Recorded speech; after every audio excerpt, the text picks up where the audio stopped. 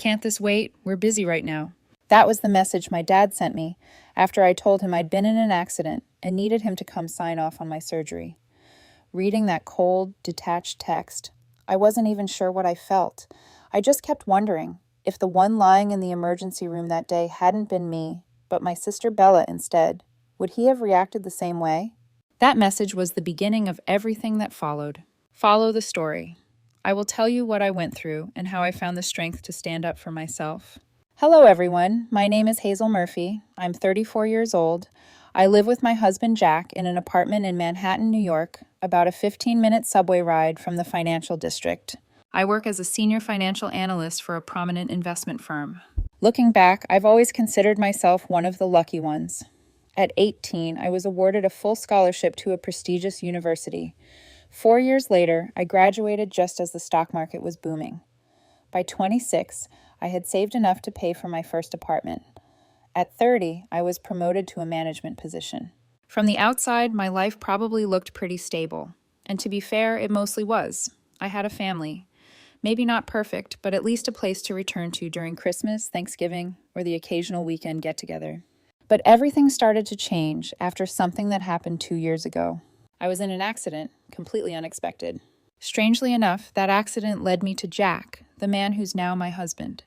But it also gave me the clarity to see the truth finally, and the strength to cut ties completely with Connor, Evelyn, and Bella, the 3 people I used to call Dad, Mom, and little sister. 2 years ago, it was a Friday afternoon. I had just wrapped up a meeting with the board of directors and was returning to my apartment in Manhattan. I was driving along FDR Drive when, out of nowhere, a truck from the opposite direction lost control and veered straight into my lane. All I could do was jerk the wheel to the right to avoid a direct collision. The impact sounded like someone had dropped a massive steel block from a skyscraper onto the pavement. Even though the airbags deployed in time, my head slammed hard against the side frame, and I could feel blood starting to stream from my forehead down to my cheek. My vision began to blur, and a loud ringing filled my ears. But I was still conscious. About 15 minutes later, the ambulance arrived. The EMTs quickly stabilized my neck with a rigid collar and loaded me onto a stretcher. During the ride to the hospital, a young nurse kept checking on me, asking questions like, "Do you know what day it is? Can you tell me where you are? What's your full name?" I could answer all of them, but I had to pause and think about a few. My head felt like someone had dropped a heavy stone on it, and everything around me moved slowly, like it was all wrapped in thick fog. When we got to Mount Sinai Hospital, I was examined by Dr. Peterson, an older man with gray-streaked hair, a calm voice, and a steady presence. After running a basic neurological exam, he ordered a CT scan. About 30 minutes later, he returned with the results in hand and said in a serious tone, "You've sustained a mild concussion, and your right shoulder is severely dislocated. If we don't operate immediately, there's a risk of permanent nerve damage." I nodded, letting him know I was still alert and understood what he said. A few seconds later, Dr. Peterson continued, "Because of the head trauma, your ability to make decisions is currently impaired. According to medical protocol, we must assess your capacity to give informed consent before administering general anesthesia." Hearing those words hit me hard. I'd always taken pride in being in control, in handling things, but this time I couldn't do anything. To help me understand the situation more clearly, Dr. Peterson spoke slowly and explained that legally, I wasn't in a condition to sign the surgery consent form on my own. I would need to contact my next of kin to approve the procedure. At that point, with my mind still foggy and my shoulder throbbing in pain, I knew I didn't have a choice. As much as I didn't want to, I had to pick up my phone and call the people I still called family. After the doctor's request, the first people who came to mind were my parents, Connor and Evelyn. My head was pounding in sharp waves, my vision fading in and out, but I was still conscious enough to remember my phone password. I turned to the nurse, Jack, standing beside me, and said, "My phone password is 0102. Could you call my parents for me?" Jack nodded and quickly unlocked the phone using the code I gave him. A few minutes later, he turned to me and said, "I called the contacts saved as your dad and mom, but no one answered." Hearing that, I tried to sit up, but pain shot through my right shoulder like a knife and forced me to lie back down immediately. I could not move, so Jack offered to send them a message instead. He helped me type out a simple text to my dad. "I was in an accident. I'm at Mount Sinai Hospital. Can you come help me?" Less than 2 minutes later, the phone rang. Jack picked it up, hopeful. They replied, but after reading it, his voice softened. They said they're going to Bella's place for dinner. Hearing that message repeated to me, I couldn't say a word. My mind felt like it was stuffed with cotton, and a strange, heavy emptiness settled in my chest. A moment later, when he saw I was still silent and motionless, Jack offered to send them another message. I nodded. He typed out another text on my behalf. Dad, I need surgery. The hospital needs a family member to give consent. The following 5 minutes passed in complete silence. All I could hear was the steady beep of the heart monitor and the occasional footsteps echoing down the hallway. And then the phone buzzed again with a new message. Jack checked it right away. After a stunned silence, he whispered, "Oh my God." The way his voice dropped, I knew something was wrong. I asked him what it said. He hesitated, then read it aloud. "Can't this wait? We're busy right now. If it's urgent, call your grandfather." Jack looked at me with eyes full of pity. As for me, something erupted inside. A surge of fury flared up in my chest, like dry wood catching fire. My head throbbed. My heart pounded so hard it felt like it might explode. The anger combined with the head injury overwhelmed me. My vision dimmed. My ears rang. And it felt like someone was squeezing the air out of my lungs. Then everything went black. I don't remember what happened after that. All I know is when I opened my eyes again, the first thing I heard was a familiar voice calling my name. "Hazel, can you hear me?" And the voice belonged to my grandfather, Warren. After my grandfather arrived and signed the consent form for me, I was quickly taken into surgery. The operation went smoothly. When I woke up in the recovery room, the first thing I saw was my grandfather. He had been there the whole time, sitting beside me with a cup of coffee in his hand that had long gone cold. When he saw me open my eyes, he smiled and said, "Everything's okay now, Hazel."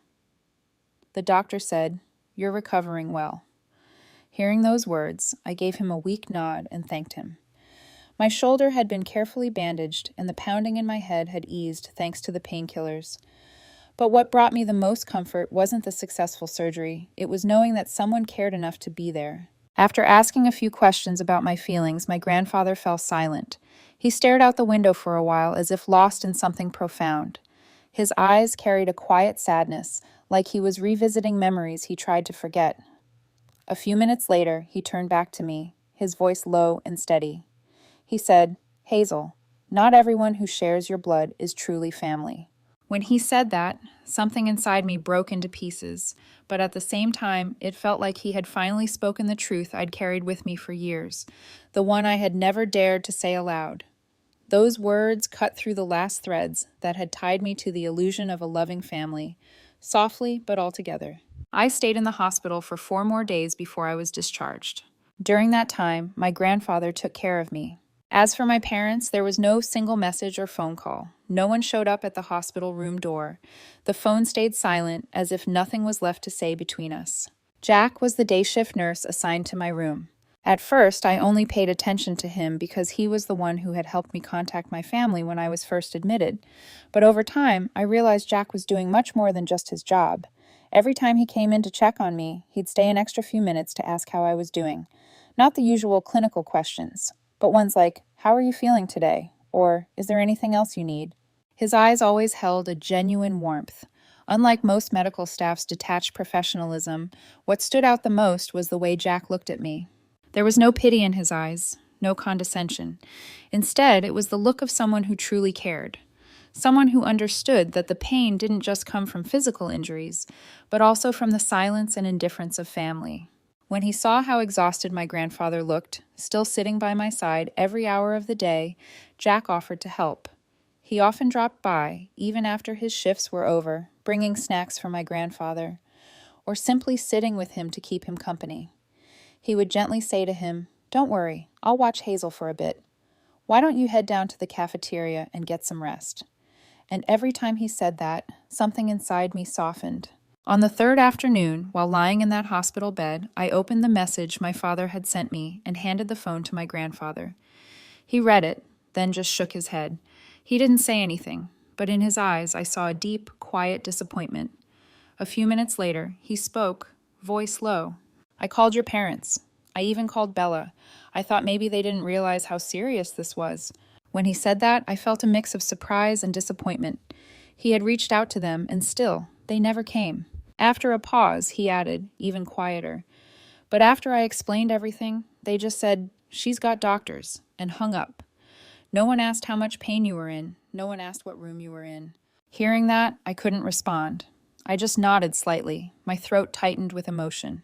And then, maybe to lift my spirits, perhaps to nudge me forward, he handed me a small piece of paper with a phone number written on it. With a playful glint in his eye, he said, "This is Jack's number. Took me a bit of effort to get it. You owe him a dinner." I looked at him, surprised, but inside something warm stirred. Maybe he had already seen what I hadn't yet admitted to myself. And back then, I had no idea he would one day become my husband. While my grandfather slept soundly that night, I lay awake, lost in old memories. My parents treated Bella and me equally, even though she was 2 years younger. Birthdays, Christmas gifts, even toys. Everything was fair. No one ever got more than the other. My mom used to say, "You're the older sister, but you're still my child, just like your sister." But everything changed when I turned 8 and Bella had just turned 6. She suddenly came down with a high fever and was rushed to the hospital. After a series of tests, the doctors diagnosed her with meningitis. It felt like the whole world collapsed. I remember clearly how the atmosphere in our house shifted completely. My mom refused to leave the hospital. She even slept in a chair by Bella's bedside for 2 straight weeks. My dad put his work on hold to stay there, his eyes red from sleepless nights. I saw him cry for the first time in my life. A man as strong as my father, trembling every time a doctor came into the room. At the time, I understood that she needed their care. I was even proud of myself for being old enough to care for things independently, not adding to their burden. I got myself to school and did my homework alone. Neighbors would say I was such a mature little girl. I never expected things to return to how they were after Bella recovered. She became the special girl in the house. Anytime she tripped, my mom would panic, afraid she was still fragile. When her grades slipped, my dad would say, "Don't push her, her brain's still healing." And Bella, she learned to live in that role. Slowly, she figured out how to use my parents' worry to her advantage. If she didn't want to do chores, all she had to say was, "My head hurts." If she wanted something, she'd mention feeling tired, and my parents always gave in. I don't believe Bella meant to manipulate them. She was just a kid who learned how to read a room. But what bothered me was how my parents' attitude toward me slowly changed. If I asked for fairness, they said I lacked empathy. If I spoke up about the favoritism, they called me selfish and lucky to be healthy. My mom always said, "You should be grateful you didn't go through what your sister did." But there were times, seeing the way Bella was loved unconditionally, when I secretly wished I had been the one in that hospital bed instead. Eventually, no one needed to remind me anymore. I knew where I stood in the family, the normal child who didn't need special attention. And now that wish had come true. I was the one in the hospital. But I didn't see my parents by my bedside like they had been for Bella. No one stayed up through the night. No one cried out of fear. There was only a cold, detached message. "Can't this wait? We're busy right now." That was when I finally saw the bitter truth. Being in the hospital doesn't earn you love. Love has to be there already, just waiting for a reason to show itself. To understand why my father's message hurt so much, I need to tell you about everything I gave up, everything I contributed, starting from when I was 18. That year, my family went completely bankrupt. My father, Connor Murphy, used to run a small transportation company based in Queens.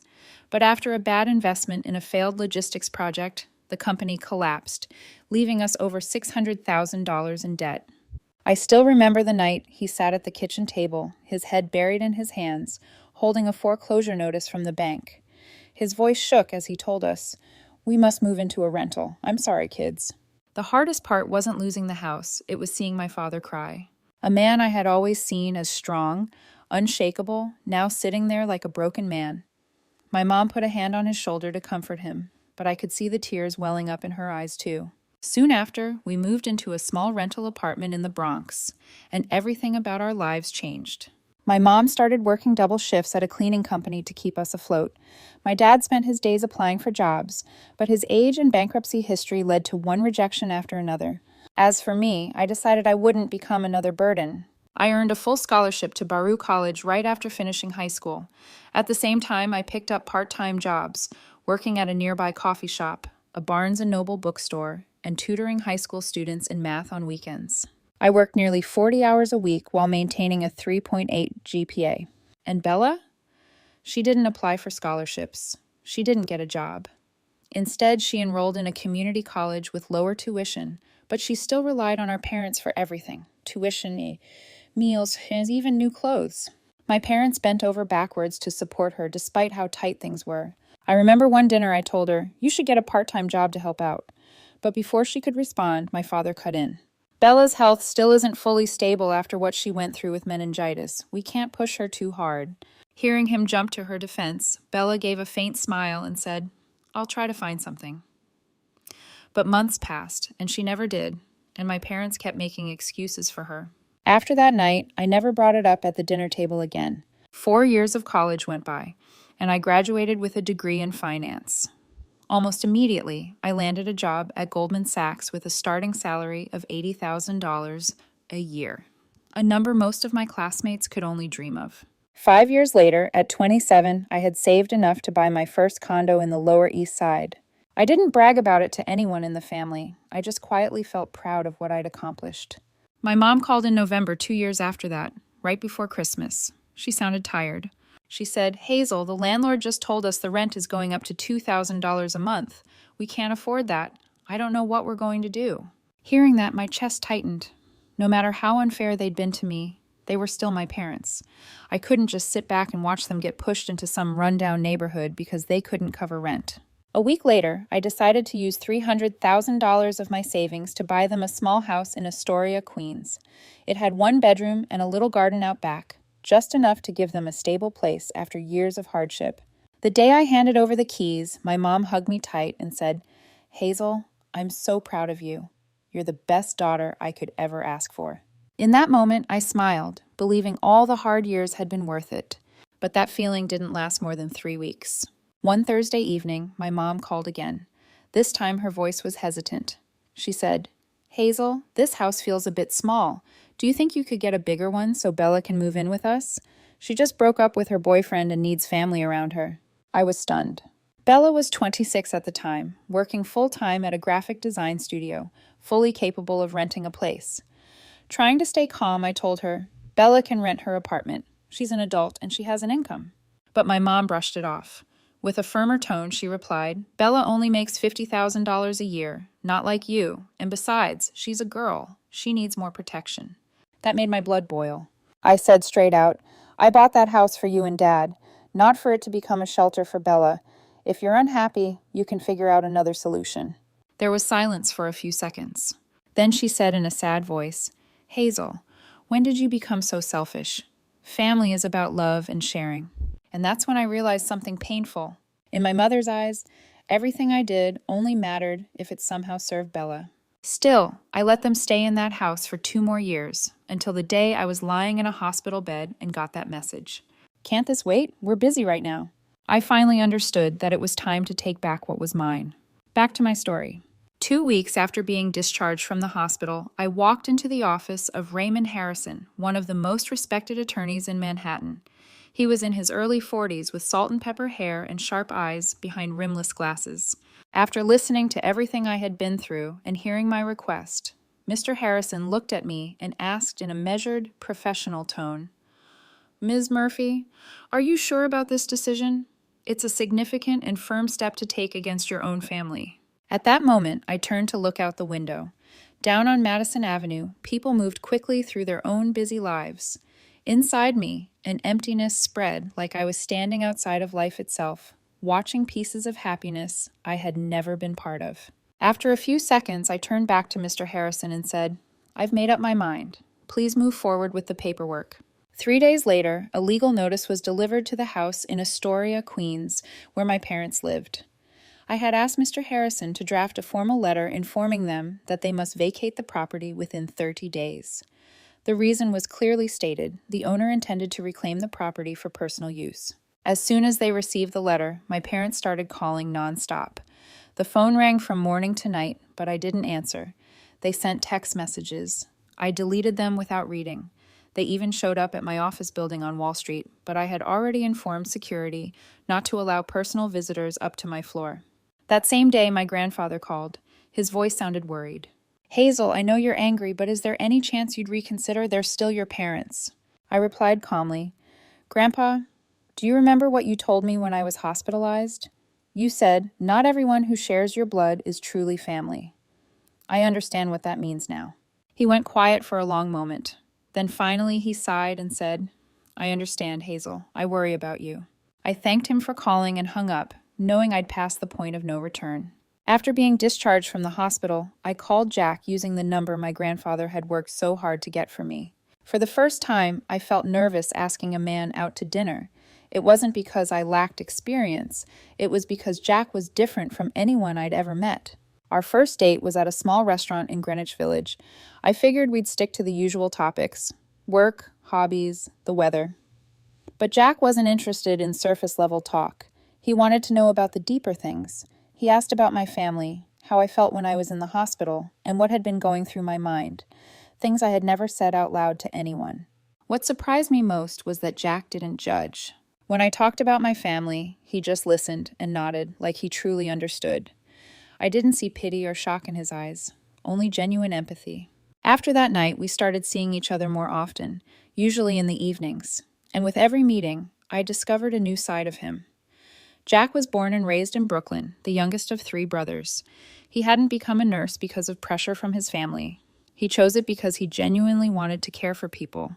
That explained why he had gone above and beyond for me in the hospital, why his kindness never felt like an obligation. Our relationship developed faster than either of us expected. After just a week, Jack had become the one person I wanted to share everything with. And more importantly, he was the first person who made me feel truly loved, not for what I could provide, but for who I was. In the days that followed, news that I had kicked my parents out of the house spread through the Murphy family like wildfire. My parents shared their version of the story, the one where I was the ungrateful daughter who heartlessly turned her back on her aging parents. The first call came from Aunt Linda, my mother's younger sister. It was a Monday morning. I was drinking my coffee and reading the Wall Street Journal before heading to work when my phone rang. The moment I picked up, she shouted into the line, furious. Hazel Murphy, what the hell are you doing? Do you have any idea your mother's been crying for 3 days straight? I felt a profound, familiar exhaustion wash over me. Aunt Linda didn't ask what had happened. She went straight to accusation. Coldly, I wondered, do you even know what my father did while I was in the hospital? There was a pause. Then with a hesitant voice, she said, well, still, you can't just throw your parents out of their home. That's when I knew explaining anything would be pointless. With a firm tone, I said, Aunt Linda, this was my decision. I'm not going to argue about it. Then I hung up. Less than 2 hours later, my cousin Marcus called. His tone was confrontational from the start.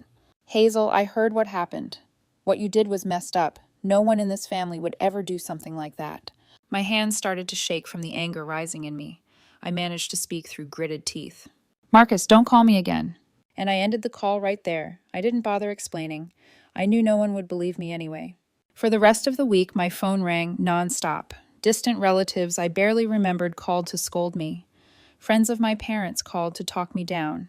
Even people I'd never spoken to were calling to express their outrage. But through all the ringing phones, the yelling, the guilt-tripping, and the lectures, one thing never changed. I stood by my decision. And then, about 10 days after I sent the notice for my parents to vacate the house, the real storm hit. I remember it clearly. It was an early weekday morning. I was in my office prepping for a client meeting when Rachel, my assistant, knocked on the door with a concerned look on her face. She said, Ms. Murphy, would you mind checking Facebook for a moment? There's a post going around and it's about you. I took my phone and opened the link Rachel had sent me. What I saw made my heart stop. My sister Bella had posted in a Facebook group called Family Drama. The post included 4 photos. The first was of my parents packing their belongings, looking worn and exhausted. The second showed a small moving truck filled with boxes. The third was a picture of my mother sitting on the floor, face buried in her hands, crying. And the last photo was of me, taken a few years ago. The caption hit me like a punch to the chest. Hazel Murphy has officially kicked her elderly parents out of their home. The house they've lived in for the past 2 years is now just another tool she's using to punish them. Money can buy a house, but it can't buy a conscience. Money can, Ernest. Beneath the post, hundreds of comments were pouring in. OMG. Who does that to their aging parents? This is exactly what's wrong with this ungrateful generation. People like this deserve to be boycotted. The world around me spun as I read through the flood of outrage. Rachel looked at me, concerned. "Ms. Murphy, are you all right?" A few seconds later, I pulled myself together and said, "Cancel all my meetings for today. I need time to deal with this." Bella's post was shared over 5,000 times in the next few hours. I received hundreds of messages from strangers through Messenger, most with insults and hatred. And just as I feared, the following morning, the managing director of my division, Mr. Patterson, called me into his office. He was a man in his mid-50s who had always respected me. When I walked in, his expression was serious. He got straight to the point. "Hazel, I'm aware of what's happening with your family. Normally, the company doesn't get involved in personal matters." My heart began to race. I knew what was coming. Then, with a tone of regret, he continued, "But this has started to affect the firm's reputation. We've received hundreds of calls from clients asking about you. Some have even said they don't want to work with a company that employs someone. So cruel." It felt like someone had slapped me across the face. My voice trembled as I asked, "Are you firing me?" Mr. Patterson sighed and said, "No, Hazel, you're a valuable employee, but I need you to take a paid leave of absence until things settle down. I hope you understand." Behind his diplomatic tone, I knew what he meant. My career had just taken a serious hit. Keeping my voice calm, I replied, "I understand, Mr. Patterson. I'll take the leave." Then I left his office. Later that day, when I opened the formal HR email confirming my leave of absence, I felt like a complete failure. That afternoon, after leaving the office, I found myself once again sitting across from attorney Raymond Harrison. This time, a thick folder was laid on the table. Inside were printed copies of Bella's post, the vicious comments that followed, and most importantly, the email from my company placing me on leave. After reviewing everything, Mr. Harrison spoke in his usual professional tone. "Ms. Murphy, based on the evidence you've provided, we have a strong legal case to file a defamation lawsuit against Bella Murphy for slander and damages to your reputation and financial standing." I felt a moment of hesitation. After all, Bella was still my sister. But then I thought about the flood of cruel comments in that family drama group, about the hit to my professional image, the clients lost, the shame, the silence from the people who were supposed to support me. A few seconds later, with resolve in my voice, I said, "Mr. Harrison, let's move forward. File the lawsuit." After leaving Harrison's office that same day, I launched my second response phase. I posted my first piece of evidence, a screenshot of my father's text message exactly 1 month earlier. The message he sent while I was lying in a hospital bed waiting for him to show up and sign the surgery consent form. The message was simple. "Can't this wait? We're busy right now." I didn't write a caption. I didn't explain. I posted the screenshot directly beneath Bella's original post. Then I shared it to my profile and reposted it in the family drama group, just in case she decided to delete hers. Almost immediately, public opinion split. Some people began defending me, saying things like, "If that's how the parents treated her when she was in the hospital, how can you blame her?" Others, especially after Bella claimed the text was fabricated, continued to attack me, calling me ungrateful, a liar trying to clean up her image. But I no longer cared about their opinions. 2 days later, once the lawsuit was formally filed in court, I requested a certified copy from Mr. Harrison. Then I posted it as a follow-up beneath my original post, clear and direct, a statement that I wasn't backing down. I was ready to see this through to the end. 1 week after the lawsuit was filed, I received a call from my mother. It was the first time she'd called me since the accident, more than a month of silence. By then, she had already moved out of the house I had bought for them in Astoria. The moment I answered, I heard her trembling voice. "Hazel, can we talk?" she asked. A sharp pain hit me in the chest. Her voice sounded older, more fragile than I remembered. With a cold tone, I replied, "What do you want to say?" Almost pleading, she said, "Hazel, I know I made mistakes, but can you drop the lawsuit against Bella?" When those words left her mouth, I felt fury surge like dry kindling catching fire. My blood pounded and my heart raced. In a steady but hard voice, I asked, "Did you ever stop to think about what my life might become because of what she said?" She was silent. The line went still like the air had frozen. Then, barely holding back tears, she said, "She's still your sister, Hazel. Family taking each other to court. It just isn't right." It felt like someone had driven a knife straight through my chest. Even after everything, she still only cared about Bella. With my throat tight and my voice sharp, I said, "I'm not dropping the case. My family died a month ago, and now you all have to face the consequences." And for the first time, I hung up on my mother. I didn't feel regret, not for a second. About 2 weeks after the call with my mother, I was sitting in the living room reading when the doorbell rang on a Saturday night. It was around 8 o'clock p.m., not exactly when I'd expect visitors. When I opened the door, I froze. Standing before me were Bella, my mother, and my father. Bella spoke first, her voice trembling. Hazel, I know I was wrong. Please, I'm begging you to drop the lawsuit. I looked at her, then at our parents standing behind her. My father looked years older. His hair had turned completely gray, and his back was hunched. My mother was thinner, her face sunken like someone ill for a long time. Bella broke down into sobs. I'll lose my job if you don't drop the lawsuit. My husband's already talking about divorce. I'll lose everything. Hearing that, something twisted in my chest. She was still my sister, after all. But then I remembered what it felt like to lie in that hospital bed alone, helpless.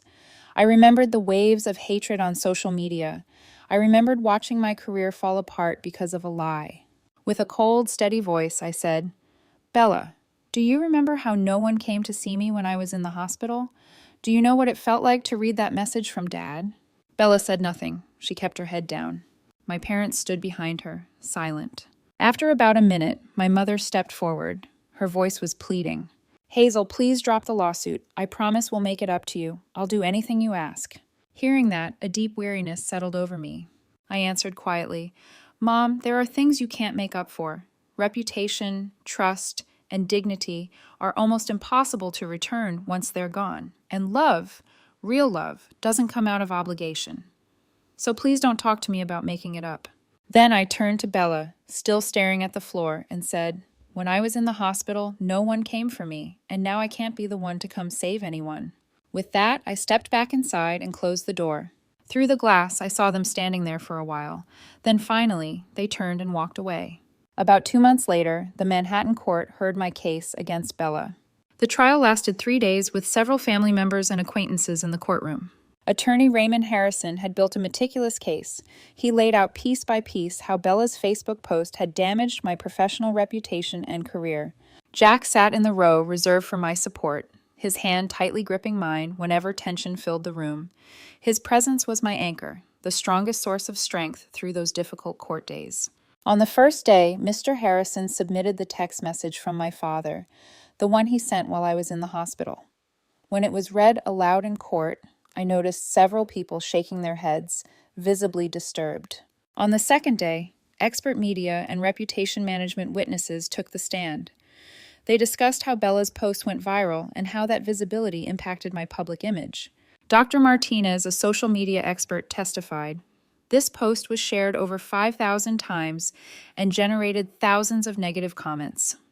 The damage to the plaintiff's reputation is both severe and long-lasting. On the third day, Bella finally accepted full responsibility. With a shaky voice, she told the court, I admit I didn't take time to understand the full situation before posting. I let my emotions take over and cause serious harm to my sister.